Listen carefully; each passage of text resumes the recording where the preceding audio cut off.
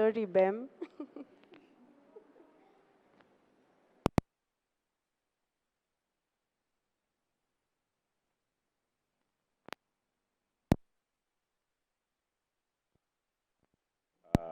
Social, how you interact with people, and the spaces socially and even your workspace is how healthy they are. And I think it also projects in how then you relate with other people and also relate with your own self. So I think for me it would be just those three elements. Yeah. I'll pass it on. Good evening.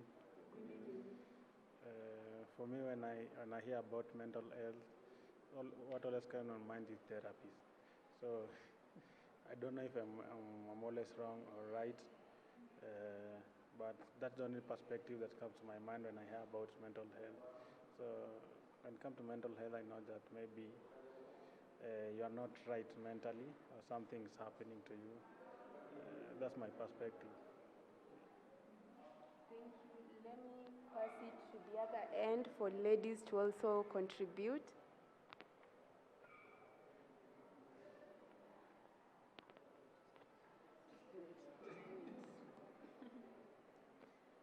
I would term, hello, I would term mental health as a state of the well-being of the mind.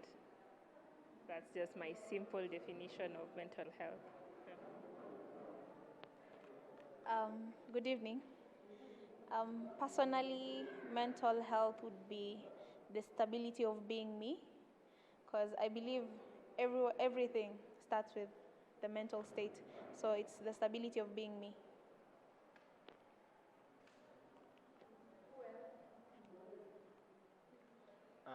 Hi. So for me, I think mental health is just as it has been said before. It's how healthy your mind is in terms of even regulating the chemicals, like the hormones that the mind's used to regulate your moods and everything. So for me, that's what mental health means. Yeah. Okay. Good evening, everyone. My name is Pauline Gethy. My definition of mental health, I'd say your physical, emotional, and behavioral state, and how that reflects on your outside, how that reflects on your interaction with different people, on your work, on your friendships, on your relationships. So I think it's very holistic, and it touches on all the different forms of health, and it just, as he said, it is the well-being of your mind. Yeah.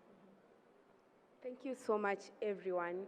I think everyone pretty much has an understanding of what mental health is, but I want to add and say that you're right when you say that when you talk about mental health, what comes to your mind is probably not being well, or, you know, we come in a society where people link mental well-being with madness, yeah?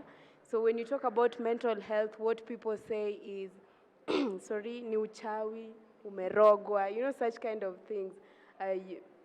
Yeah, so, but according to the World Health Organization, mental health is basically the state of well-being in which, number one, an individual is able to work productively, achieve their personal goals, and contribute to the society.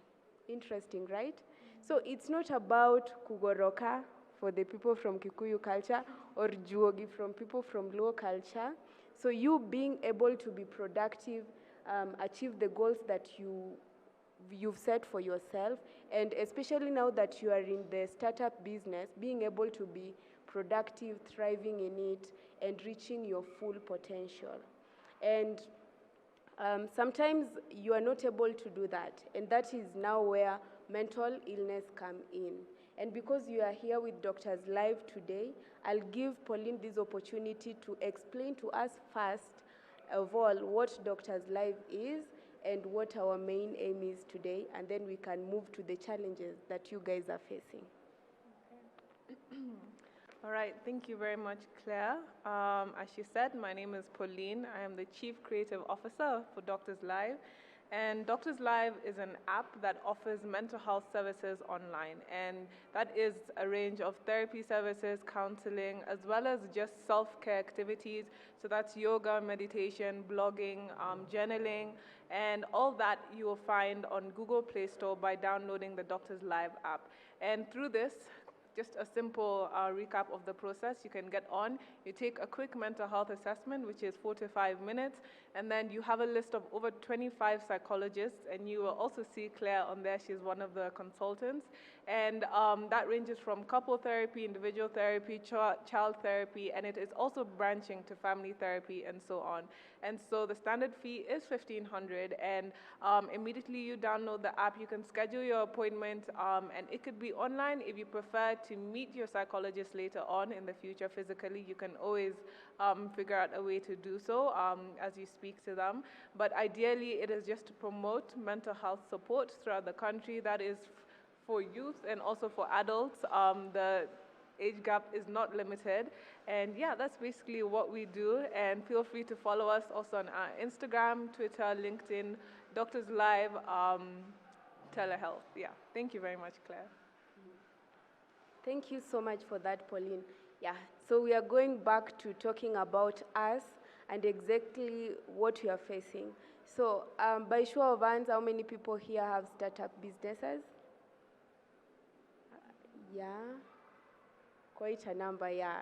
So I think you're in the right place so that you can be able to tell us. Let us start by maybe inquiring what made you go into business and not employment? Who wants to go first?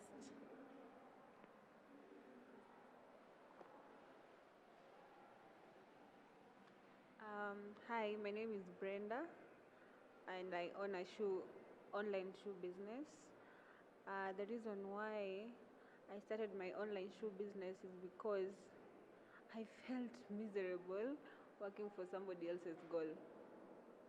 Every day, waking up at a certain time to go and implement somebody else's goal. Yeah.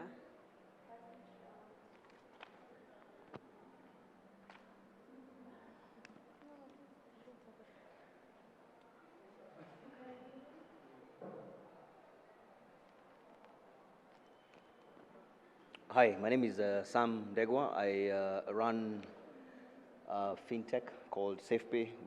We have a platform called LipaSport, so we're in the payment space. But I actually started. I've always wanted to be a businessman because my dad was a businessman, so I guess that was based on influence. But while working as well, I identified quite a number of problems, especially with small businesses, especially retail outlets. They had quite a number of challenges. Processing payments, accessing digital payments, just the whole technology space was very complicated and fragmented. And I thought at that point,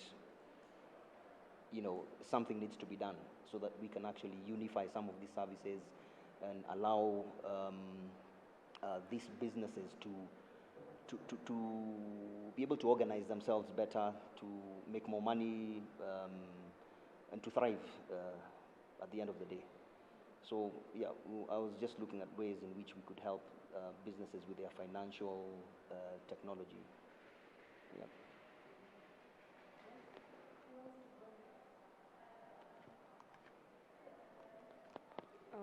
Hey, I'm Eunice. Actually, this is a family-owned company, and the reason I started this is because it's written Jolly Joy, so Joy is my late sister. So before she passed, we used to help people because we actually live in the slums. So we used to help people and all that. So after she passed, we decided to name the company after her, and si hatupendi kuandikwa kazi. Hi, my name is Faminas Gaita. So I'm the founder of a startup called Woofoof. And basically what Woofoof is trying to do is decentralized betting, in the sense that there's no more house, it's just people betting among each other. I mean, I think the reason I decided to like start working on Woof is because just I really enjoy just creating things from music, film, and so just coding was something that was really next in line, and it seems that it can have a higher reward than the other two. So yeah, so basically that's the reason why I decided to like pursue startup and Woof.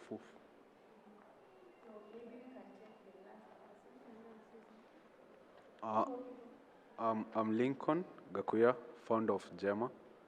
So, since I was small and an anti-employment type of guy, I don't like being told what to do and stuff. What really pushed me was we were all here during the COVID-19. So one of my aunts was told not to come to work tomorrow, and that shocked me. That hurt me. I was like, how can somebody tell you not to come to work tomorrow? Doesn't the person know that you have a family to feed? Doesn't the person know that you have kids? Doesn't he know that you have rent to pay or house to pay? So that pushed me and told me like, yo, you can't work for somebody who can tell you that. Let you be the person helping others and upbringing them. So that's why I started my company. One last. Okay, so I think when we get to listen to what each and every person is telling us today is that for you to be able to come up with your own business, you must have a motive, yeah? Whether your workplace was demonizing or the thought of just waking up and losing your job, people actually start up businesses because they don't want to wake up one day like he's saying, and then your boss is like, your job is over, yeah? Where are you going to start from? It is depressing. And we have different goals in life, and people are not different. And actually, research shows that people who are in startup businesses, they're like 6 times more likely to suffer from mental illnesses compared to people who are employed. And that is the reason why we want to discuss today, for us to be able to understand what are some of the challenges that you guys are facing, yeah? Is there any person who's been depressed here before? If you're comfortable talking about it, do you want to say it? Because we all know that when you are in a startup business, then there are a lot of challenges that, of course, you face because the market industry is very competitive. Yeah, there are expectations. People expect you to do some 1 or 2, 3 things, but we'll start by understanding so that you can be able to tell us the kind of challenges that you've been facing. So who wants to go first?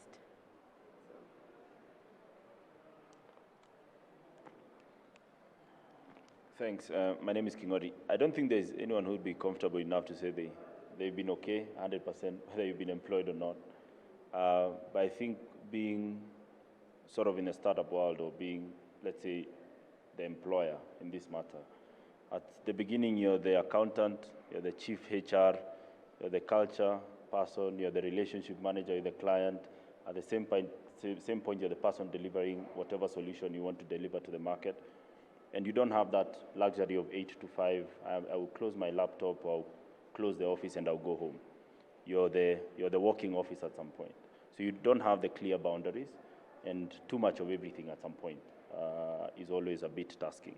So what personally you get to do with time, and of course with the right proper support. I've gone through proper support of therapy, not because I was depressed, because I needed, or I realized that I needed help. I needed an extra mind to help me have some clarity in a lot of things I was dealing with. So it's the ability to create those boundaries. This is where work stops, and this is where my family life starts. This is my social element of it, and this is how far I'll let work sort of push me back and forth, because life is about the push and shove, yeah? So if you're not resilient enough, you'll be pushed around. So it's just that knowing where the boundaries are and being very clear about this is my start and stop, yeah. Okay, so as he was speaking, there's something that came into my mind. There's a quote that I saw somewhere that entrepreneurs don't stop when they're tired. They stop when the job is done. So is it actually true? Do you guys experience fatigue? And I don't want to leave you out, Pauline, because Doctors Live is also a startup business. So being the chief executive in the sales and whatever, so you can also tell us, like, what challenges have you experienced? I think my biggest challenge must be balancing school life with work, because I am still a law student at Strathmore. So finding that balance has been a bit challenging, and obviously I don't have an 8 to 5, as he said. There's no 8 to 5. It's me, creating content at maybe even late as 12 a.m. or 1 a.m. So there is that burnout. There's a lot of burnout, and I have experienced that multiple times. And also consistency, because you're starting something very new and something. Mental health is still very sensitive and very stigmatized in Kenya. So you're really pushing for something that is already where people are against it. So that is, I guess, the biggest challenge: consistency and just life, creating boundaries between social life and work life. But yeah. Okay, so I'll say that in terms of it can be like a bit daunting on your health, but the thing personally I've learned is that if you can learn from it, it really makes you a better person, because it makes you take full responsibility of just the things that happen in your startup, and it strengthens your mental health, because now you realize that once you start taking responsibility, there's no blaming anything or anyone. There's no outside forces. Just take responsibility and say, okay, this has happened. How can I fix it? So for me, I can say that it has been I can talk about the positive side, that it has strengthened my mental health, in the sense that now I understand that taking responsibility of things it makes things better. Taking responsibility of things makes things better. Yeah. For me, as someone who has an online business, sometimes you can't keep up with posting on a daily basis. It's so hectic, but you have to continue. You have no choice, because you have to post on a daily basis for your algorithm to. So I try, but it's not, because sometimes you want to have you don't want to access the internet. You don't want to be on the internet on a daily basis. Yeah.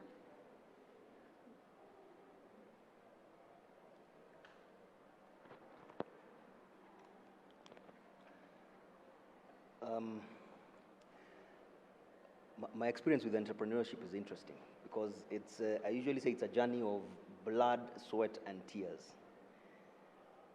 And you can easily give up, like you're saying, because there's so much you go through, right? You're everything he just mentioned, basically. You have to take up every role. You have to supervise if you have some employees. You have to be the salesman. You have to go out, see the customers, and everything doesn't work out as according to plan. And there is a major likelihood that if things don't work out according to plan, you begin to entertain the thought of giving up. So as an entrepreneur, you also need you need to be resilient. You need to remain focused on your goal. And you need to stop listening to dissenting voices, because there will be so many dissenting voices. People asking you to give up, others asking you, why are you still doing this thing? Well, you don't seem to be making any movement. But there's nothing that happens overnight. So you basically just have to remain focused on your goal. So it's very important that you just keep that, stay in that space where you just have, you get to a place where you have peace of mind. And it's very hard to get there, but you just have to keep telling yourself that it's important for me to stay focused. That has been my experience, yeah.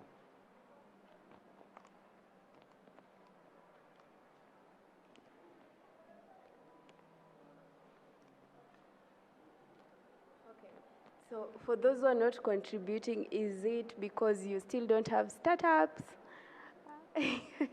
Or do you know people who have startups who've like shared with you the challenges they are facing? Or should I let it pass? Okay, so let me just add a few things. I was doing some research and I realized that there are a lot of challenges that you guys are facing, and we have unrealistic expectations, you know, and I want to talk about that because it is one of the main reasons why people are falling into depression and even developing anxiety issues. And let me just give an example that I love using a lot of times.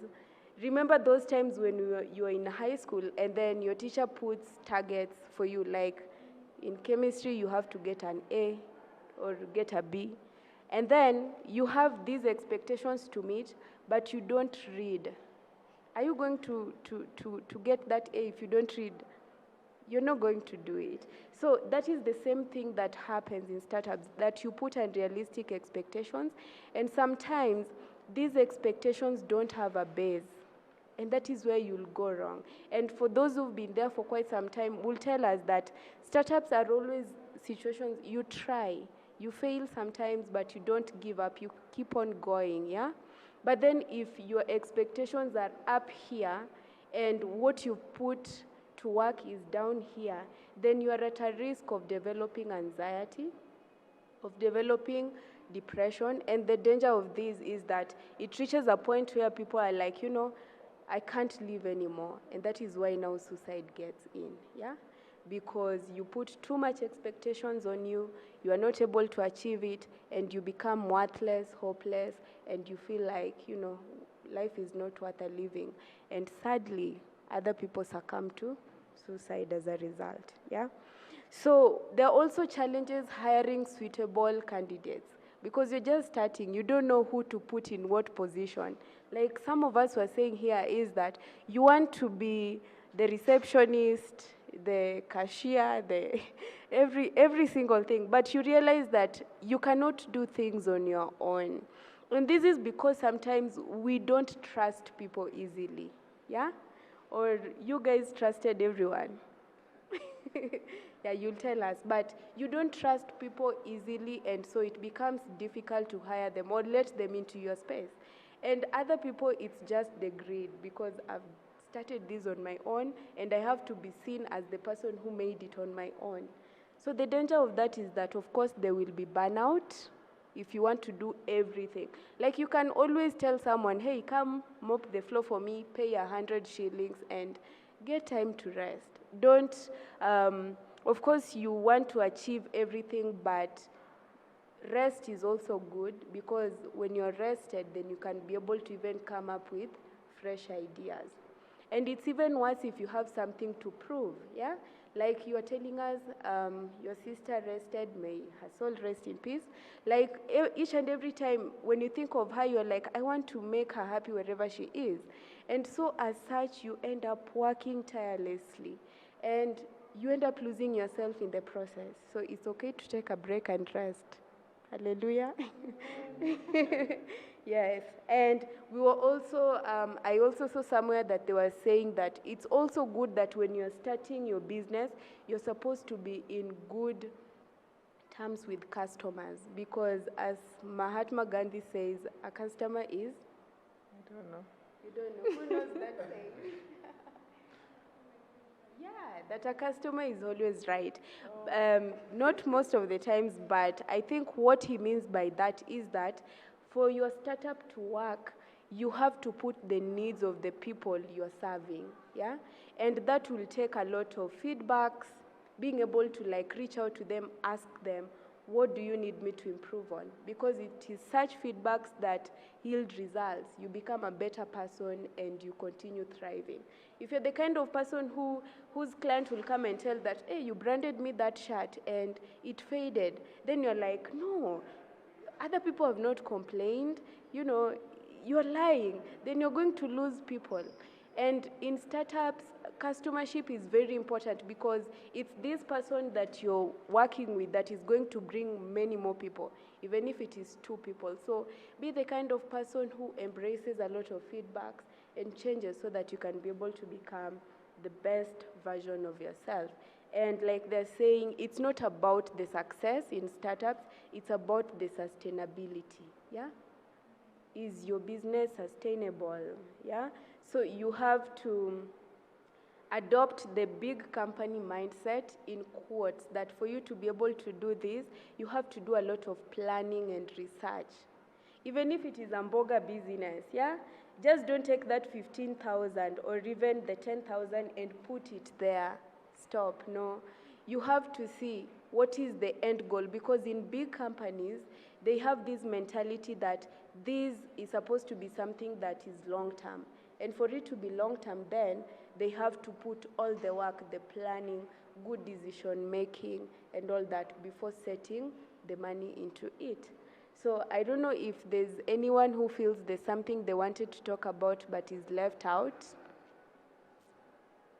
Okay, so probably at this particular point we can talk about, sorry we started with the challenges, but tell us, do you feel that you are in the right path towards your business? Is it working so far? And what has worked for you so that we can all get to learn?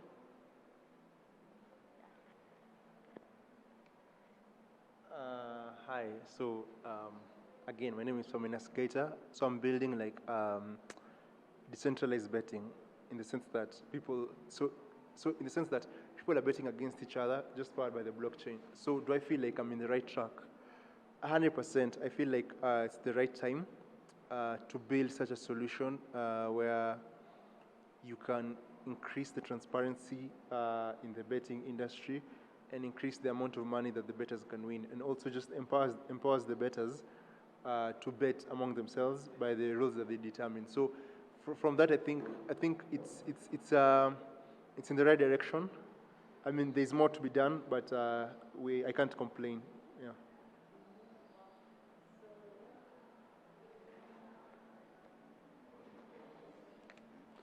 Yeah. I'm Lincoln. I think that I'm in the right direction when you tell someone about what you're doing and they're supporting you. That's the heartbeat of my startup, because somebody believing in you and seeing what you're doing, seeing your sweat, that's just happiness, and maybe that's progress for the long run.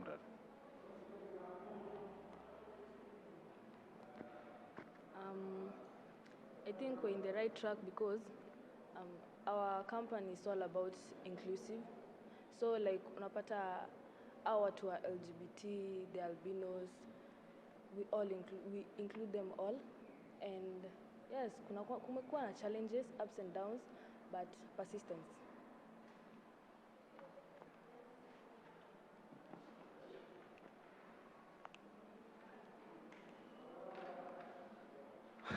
I'm still in business, so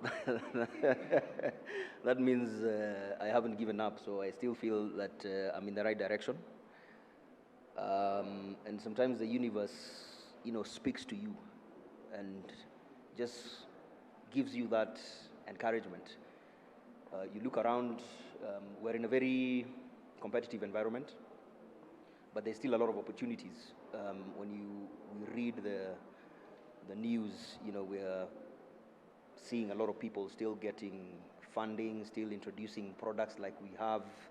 So that just tells you you're still in the right space. You're doing the right thing. And I think sometimes passion is what really matters. If you're passionate about something, it doesn't matter how many people are doing it. Because, especially in Kenya, we have a lot of people jumping into the bandwagon. I hear this guy is doing something, I want to do it. So I'm not doing it because I love what I do. I'm doing it because someone else is doing it and I heard they might make some money, which is not what we're trying to do. I'm passionate about what I do, about the business that we are in, and so we feel that we're still in the right space.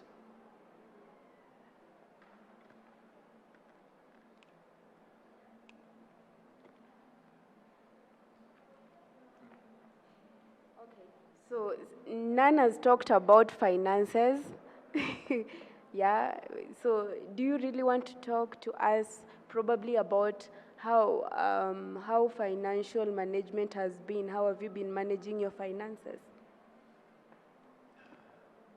Thanks.